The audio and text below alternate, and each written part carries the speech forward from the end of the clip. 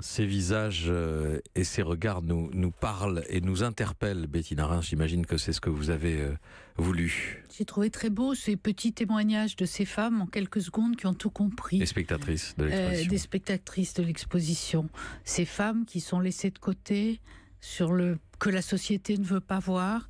J'ai eu le sentiment, quand Robert Badinter m'en a parlé, et mes premières visites en prison, j'ai eu le sentiment qu'au fond, les gens ne veulent pas voir une femme en prison. L'image de la prison, c'est un homme. C'est un homme, c'est un voyou, c'est un homme radicalisé, c'est un violeur, mais c'est forcément des hommes. Or, il y a 4% de femmes sur la société des détenus, ce qui fait quand même beaucoup de monde maintenant. Et ces femmes, personne ne s'en occupe. Elles sont en général parquées au fond des prisons pour hommes. On traverse des cours et des cours et des cours dans les quartiers des femmes. Elles sont peu nombreuses par rapport au nombre d'hommes. Rien n'est fait pour elles. Elles n'ont pas de lieu commun de vie. Elles vivent 23 heures sur 24 dans la cellule.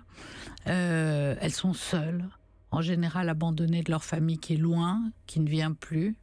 J'ai photographié surtout des longues peines, des femmes qui étaient là pour...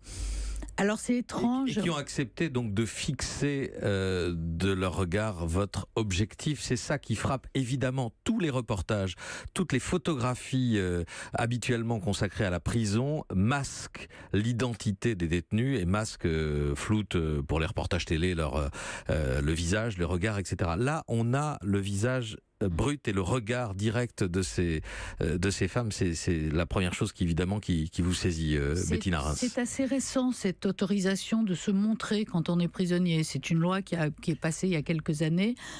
C'était interdit avant. Avant, un détenu n'avait pas le droit de sa propre image. Aujourd'hui, il peut signer un contrat comme quelqu'un qui est dehors avec une chaîne de télévision pour un reportage, avec un photographe. Et de montrer son visage. Oui, à condition d'avoir l'autorisation du juge d'application des peines et du directeur de la prison.